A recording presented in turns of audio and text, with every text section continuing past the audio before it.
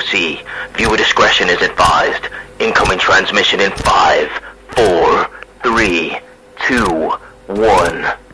What's going on, guys? Welcome back to Outcasted OC. And before we even get into the NXT review this week, I do just want to say to you guys, thank you so much for the support for the past couple of weeks on the channel. We are growing and growing and growing, which is always nice to see. We've got some amazing content, obviously, coming up to WrestleMania. So if you've not subscribed yet, make sure you do so if you're interested in seeing any more of my beautiful face or the rest of the guys.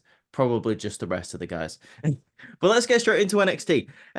This week, a bit of an up and down episode of, NXT for me. I was a bit disappointed in some of the matches, but then on the other hand, we had some good backstage segments. So, like I say, bit of an up and down show. So let's get straight into it. We do start off strong, though, with one of the best openings ever. So, Noam Dar and Aura Mensah are just chilling backstage, ready for the tag team match later on tonight against Von Wagner and Robert Stone. Noam Dar is just kind of just sat there with like cucumbers on his eyes. He's chilling, he's relaxing, and he's saying to Aura, this is the life. After we deal with Von and Stone, I can carry on focusing on my Heritage Cup. Like he's just in a world of his own. He's in relaxation land. They have no troubles whatsoever. Aura Mensah is, he's training, he's getting warmed up for the match, and all of a sudden you just hear sneak attack out of absolutely nowhere, and Robert Stone and Von Wagner just come in and start beating the holy hell out of Mensah and Noam Dar.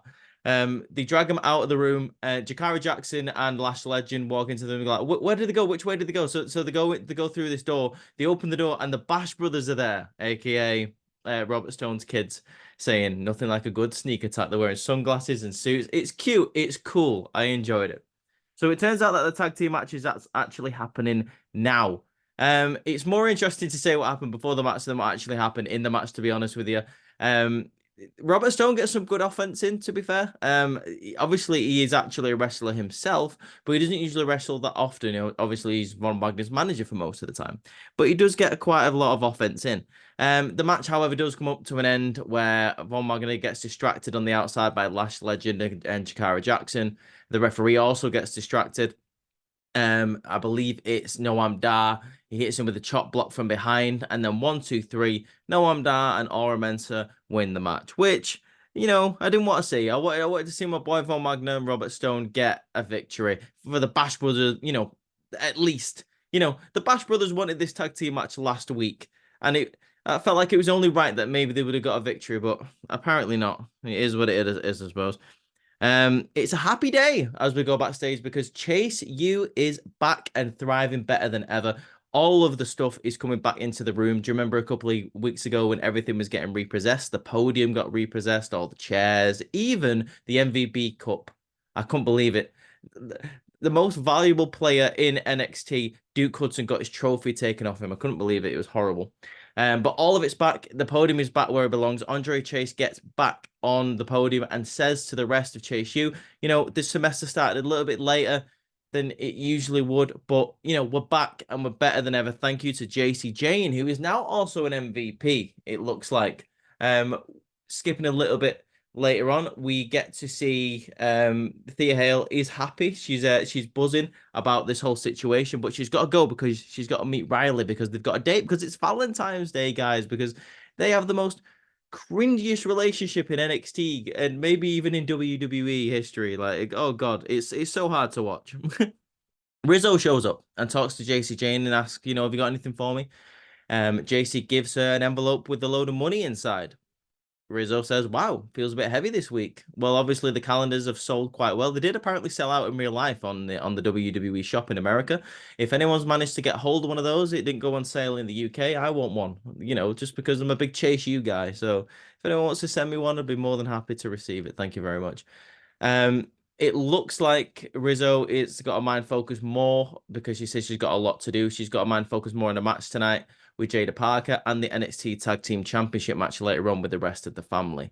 JCJ says, if the family is still holding the titles after tonight, maybe give Chase and Duke Hudson a shot. And obviously Rizzo will take that into consideration as she goes away. We now go to my least favorite part of any NXT show, and that is when Lexis King is either on my screen or talking. He approaches Von Wagner and Robert Stone backstage and says, the Bash brothers, his kids need more of a role model like him, someone who actually, wins matches. Like, he calls his little kids brats. And if I was Robert Stone, I would have just absolutely slapped the piss out of Lexis King here. I'm not sure why Von Wagner let him say all this sort of stuff, but he holds Stone back and says it's not worth it.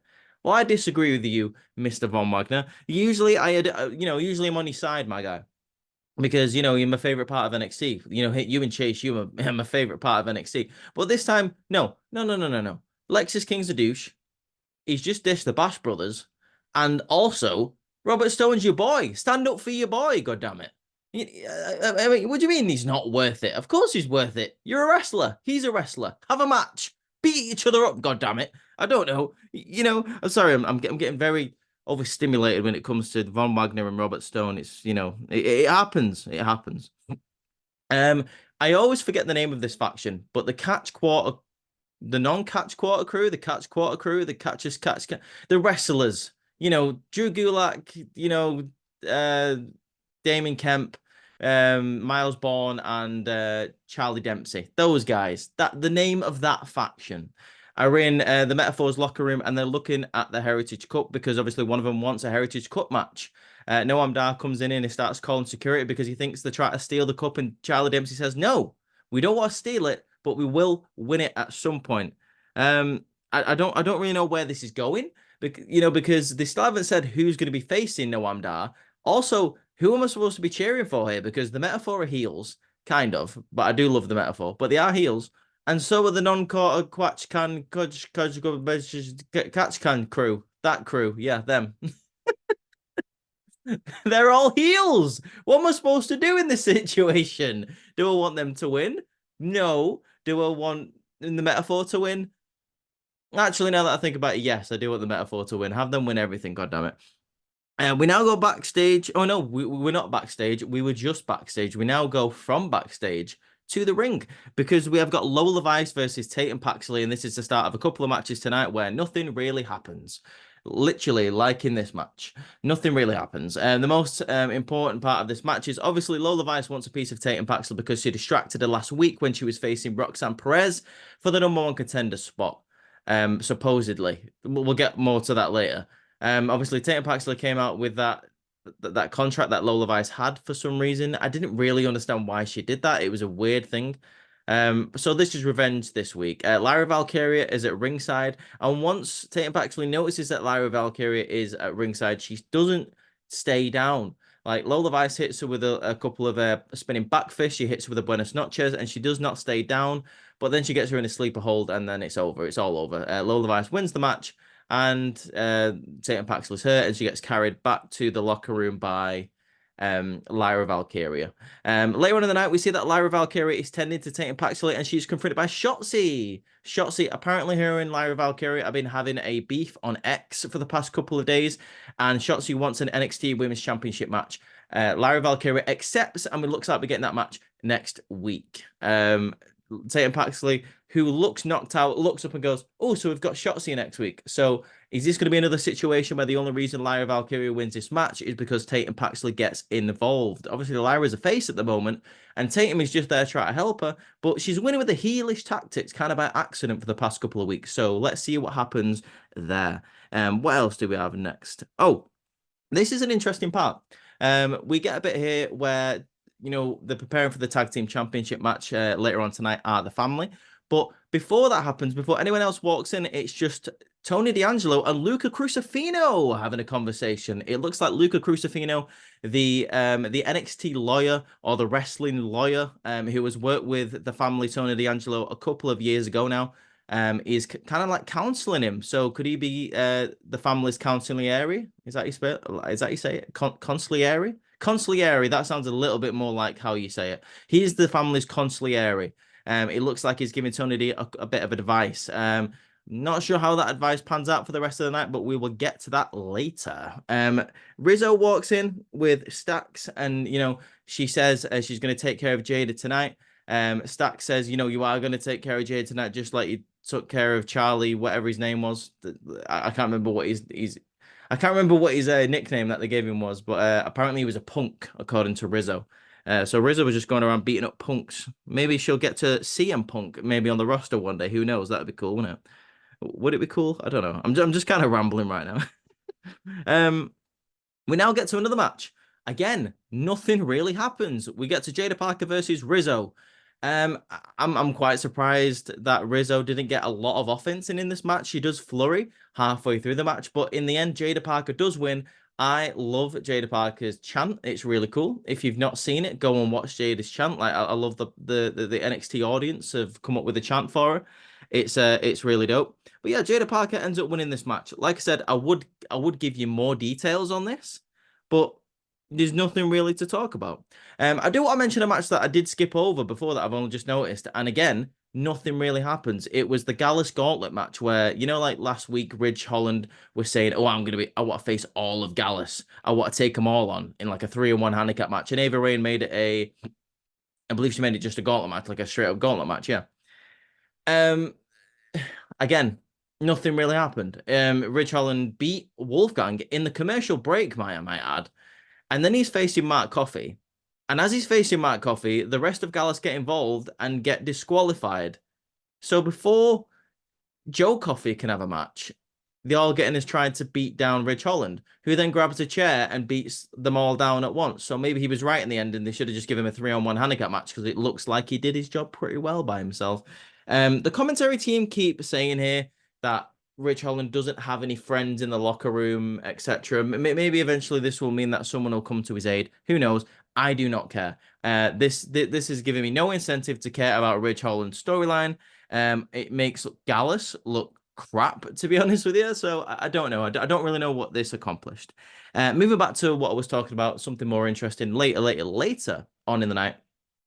Bron Breakker looks a little bit distracted backstage of us because he's been having conversations with Raw and SmackDown, about where to go. But Corbin comes in and tries to refocus his mind and says, we've got a big tag team championship match tonight. Do you want a truck full of money coming up to your door? This is how you do it. I'm motivated. I've not held the championship in 6 years. And I was thinking to myself, 6 years?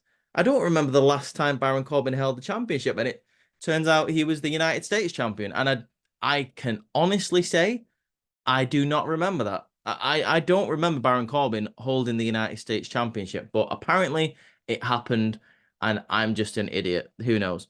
Baron Corbin motivates Bron Breakker to say, I will meet you in the middle with the whole Wolf Dogs name. If we win tonight, I will say one time Wolf Dogs. And Bron Breakker is happy with that. So he starts getting proper prepared for his tag team championship match tonight. We now get a match where something kind of does happen. It's a decent match, but again, not really many things to talk about in the match apart from Joe Gacy looks quite impressive in this match. Joe Gacy versus Carmelo Hayes. Obviously, most of the crowd are not liking Carmelo Hayes after what he did to Trick Williams, but he does have a bit of a fan section where they're still chanting for Melo over Joe Gacy. Joe Gacy is quite, he is getting quite a couple of fans over the past couple of weeks because of the stuff that he's been doing with Dijak. That was a really good match that him and Dijak had a couple of weeks ago. Like I said, nothing really happens in this match. Joe Gacy does do a point here where he gets thrown out the ring by Carmelo Hayes. He goes under the ring. Obviously, that classic thing where Carmelo Hayes looks over the ropes, doesn't see him, goes to the outside to find him. Joe Gacy pops up on the other side of the ring and hits a tope onto Carmelo Hayes. That's probably the most interesting part of the match, to be honest with you. The match here ends where Joe Gacy goes for the upside down and gets hit with is it called the first 40 or something from Carmelo Hayes, and then he goes up to the top rope and hits nothing but net for the 1, 2, 3. After this, Dijak comes out and puts Joe Gacy in a straitjacket and starts beating the holy hell out of him while a load of referees kind of don't just do anything. Like they kind of just stand there and go, no, don't do that, Dijak. No, you're not allowed to do that, Dijak. I don't really do anything else, to be honest with you. All the time, Joe Gacy's laughing while he's getting the holy hell beat out of him. So, maybe he liked it. Who knows? Now we go back to the locker room where, oh God, I hate Roxanne Perez so much. She is such an unlikable character, and it's not heel heat. It's just go away heat for me. I can't deal with how much I can't stand Roxanne Perez's character. It's just grating. It's horrible. So she goes back to the locker room and she's annoyed and she's all salty that Shotzi is getting a women's championship match next week and she's only just showed up. And Ren Sinclair's like, I know how you feel, Roxy. Roxy says you don't know how I feel because you've only just arrived here, which I suppose is true. But Rennie's trying to calm her down and says, maybe she's just, maybe she's got this championship match because, she's on SmackDown and she's in the Elimination Chamber. And, so Roxanne Perez just slaps Ren Sinclair because she doesn't like what she's saying. And I'm just there like, why am I supposed to cheer for you, Roxanne? I don't know if this is like a heel turn, but I am not interested in the slightest. Later on tonight, Ava Rain calls Roxanne to her office and asks if did you slap Ren? She says yes. Ren wants a match next week, so Roxy says give it her. And then we can start talking about the NXT Women's Championship if you want to. And Roxy looks very happy with this result. I do not give a crap about I don't care about Roxanne Perez. I don't know what it is. I know people think she's great. I don't think she's that good in the ring. I don't think she's great in the microphone, and I don't like her character. I don't really know what else to say about that, to be honest with you. Obafemi is now in the ring. The North American champion, Obafemi, after his victory over Dragon Lee, he retained his championship a couple of nights ago. Obafemi, he is talking about he is still the man in this in NXT. He is still the mountain to be moved in NXT. You cannot deny prophecy. He is basically saying he will take on all challenges. Send anybody, but don't send anyone that you want back. That is such a good line from Obafemi. I really, really enjoyed that line from Obafemi. Lexis King, yay, comes out and says he wants a shot of Obafemi. He was the reason why he was able to win the North American Championship because he weakened Dragon Lee before Obafemi cast in his breakout tournament contract. So he wants a championship. Obafemi basically says, okay, cool, let's do it. Obafemi is afraid of absolutely no one. I love the chant that's going on every time he speaks. It's like, ooh. It's great. It's dope. So next week, it's going to be Obafemi versus Lexis King for the North American Championship. Lexis King tries to hit Obafemi first. He tries to, beat him down and go for the coronation. But Obafemi is just too strong and he fights him off. So Lexis King makes his escape. Lexis King is absolutely doomed. Thank God, because I do not give a crap. Something that I don't give a crap about, again. Like I'm sorry. All of these matches tonight are rubbish. We got Kiana James versus Brinley Reese. For no reason whatsoever. Like, apart from... Well, actually, I don't know what apart from, because apparently they were supposed to be going after Kalani Jordan, right? I thought they were supposed to be going after Kalani Jordan, Kiana James and Izzy Dame. But no, just because of the coffee incident last week, we get a match. We get a match built on someone pouring coffee into a bin. Oh, God, like, the segment last week was rubbish. This match was rubbish. It didn't last very long. I suppose the women are getting quite a lot of matches this week, which is a positive, I suppose, but too bad they're all quite rubbish. This match ends when Kiana James hits the 401k on Brinley for the 1-2-3. Who cares? I don't really know what else to say about this match, to be honest with you. We then go backstage to where Idris Enofe and Malik Blade are talking about now maybe, Brinley will know how we feel. Like, we've been losing matches. She just tells us to get over it, tells us to do the 5 steps, etc. Maybe now she'll know, what we're dealing with. Maybe she'll maybe it'll be the thing that she needs to get to understand us a little bit more. But no, Brinley Reese comes back to the locker room and Idris says, you're not even annoyed about the victory. And Brinley Reese, no, she's hyped. She's like, that was amazing. Like, it was great. Experience is experience at the end of the day. And Idris is just so... Idris is the one where he's kind of doubting Brinley, but Malik is obviously the innocent one who's like, we've got to be there for her if she's sad. But it turns out she wasn't sad, so I suppose they don't have to be there for her? Is that the lesson there?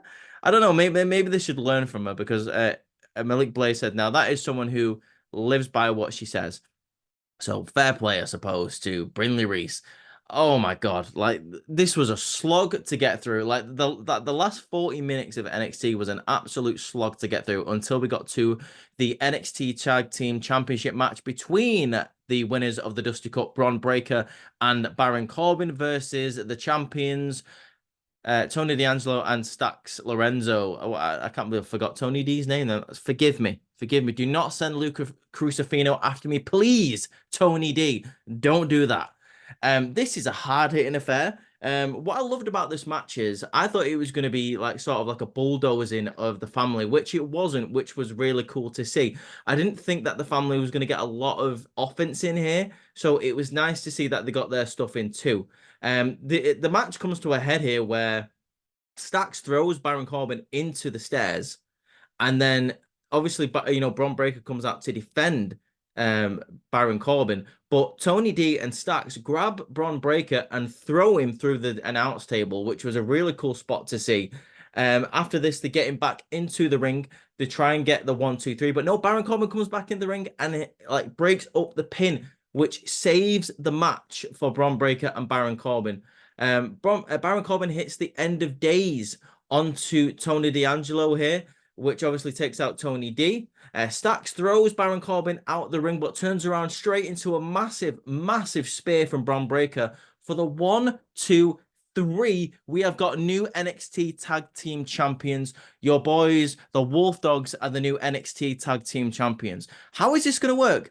Is Bron Breakker now not going to SmackDown or Raw? Are they going to be defending the Tag Team Championships on SmackDown and Raw? It's going to be interesting to see whether Bron Breakker is either going to be doing like double duty, or there's going to be a point where they're going to have to drop the tag team titles here. Who knows? I was interested to see this. This is a big deal because obviously you've got new tag team champions. I love the team of Baron Corbin and Bron Breakker, the Wolf Dogs. What's going to be happening with the family here? It looks like maybe there's going to be something interesting actually happening because you got Rizzo, who's just lost to Jada Parker. Obviously, the beef there with OTM is not finished. Luca Crucifino was backstage recently just having a conversation with Tony D. So where's that going to go? Is that going to be a new introduction to the family? Is Luca Crucifino officially going to be joining the family?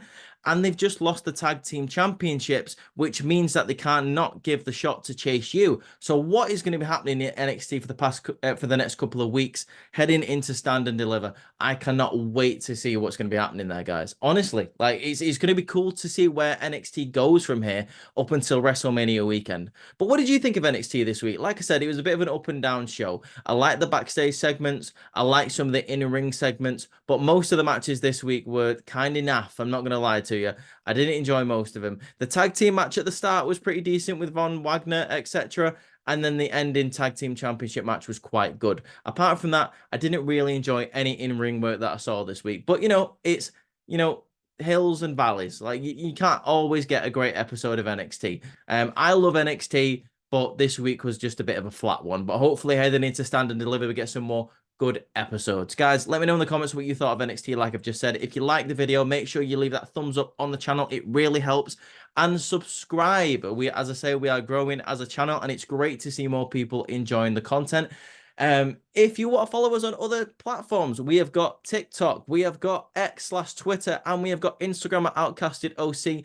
Also, all of the guys' individual channels will be in the description below. Mine, Court's, G's, and Ross's. Make sure you go follow them if you like all of our stuff. But for now, guys, I hope you have an amazing Wednesday. Stay tuned tomorrow for the podcast, and then and then Saturday morning, should I say, for the review of SmackDown. But for now, peace out, guys. See you later.